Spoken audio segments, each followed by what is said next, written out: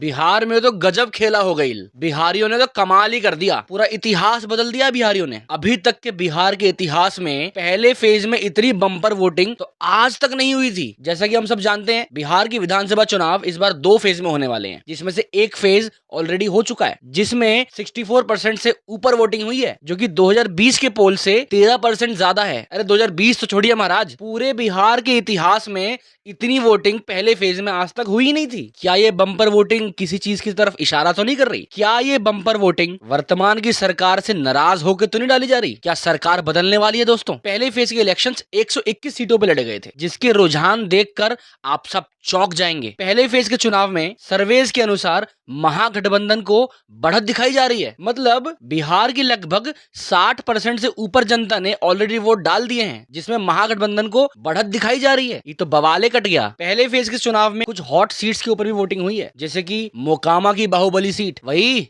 अपना आनंद सिंह वाली, और अलीनगर की सीट जो बहुत कंट्रोवर्सी में रही थी, क्योंकि वहां से लोक गायिका मैथिली ठाकुर खड़ी हुई थी। तो इतनी परसेंटेज वोट देख के और महागठबंधन की बढ़त देख के तेजस्वी ने तो जीत ऑलरेडी घोषित कर दी। वो जनता का शुक्रिया भी करने लग गए। कमाल के लोग हैं। वैसे अगर फैक्ट्स की बातें करें, पिछली चुनाव में भी जो पहला फेज का चुनाव था वो 71 सीटों पे लड़ा गया था, जहां पे आरजेडी को थोड़ा सा डोमिनेटिंग माना जाता है। फिर असली तख्ता पलट तो अगले फेजों में होता है। पर गौर करने की बात दोस्तों ये है कि इस बार बात कुछ और है। इस बार पहले फेज में ही वोटिंग 60% से ज्यादा हो चुकी है। तो ये बची कुछ जो सीटें हैं वो तय करने वाली है कि असली विजेता होगा कौन। मामला बहुत टाइट है दोस्तों। पहले फेज के बाद तो हम कुछ कह नहीं सकते, सब कुछ डिपेंड करता है 11 नवंबर की वोटिंग पे। क्या लगता है आपको, क्या जनता ने बम्पर वोटिंग करके मौजूदा सरकार पर दोबारा भरोसा दिखाया है, या फिर ये बम्पर वोटिंग कुछ और ही इशारा कर रही है? क्या लगता है आप सबको? कमेंट सेक्शन में बताइए कि इस बार बिहार केकर हुई।